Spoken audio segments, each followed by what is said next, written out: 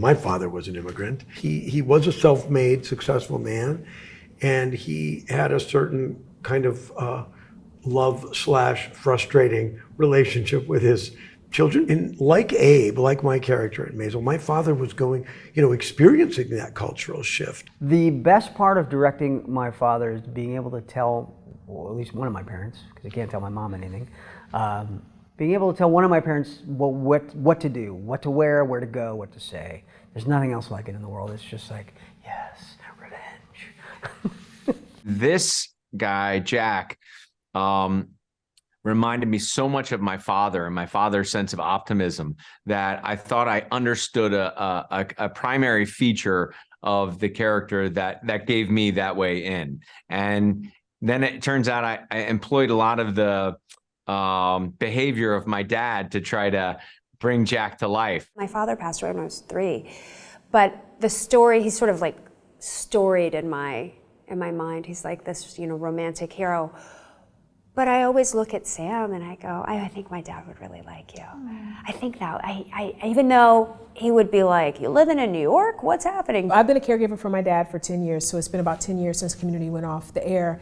And I noticed that things were happening with him maybe 6 to 8 months before that. And once the show got canceled, I immediately got on a plane, went to Cleveland, and just started packing him up because I'm going to move him with me. But in my mind, what kind of monster is going to choose a television show over their father? When you're a parent of a smaller child, you're this figure in their lives, and they see this. They don't see you. They see this figure. And I don't know about other people, but I would, encourage in a certain way that feeling of I'm the parent and this kind of thing, and it serves our ego and certain things. And you got to let that go when they're adults, because they see through it. They're not interested in that, and I don't have anything to offer them in that way.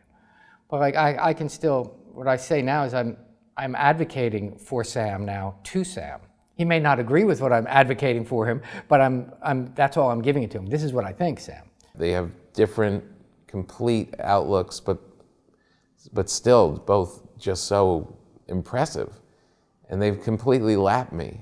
Like, by the time they were juniors, I was just like, all right, I'm here to support you, and of course I give them advice, and I'm still their dad, but it became real obvious that I was no longer the smartest one in the room. I feel I've learned from them as much, or maybe more, than I was ever able to impart to them. You try to teach them, give them a good work ethic, and you try to give them support. But ultimately, you want them to be advocates for themselves and to find their voice and to find their strength.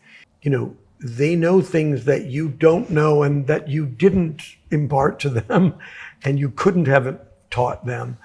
And there's some kind of interesting satisfaction and gratification in that.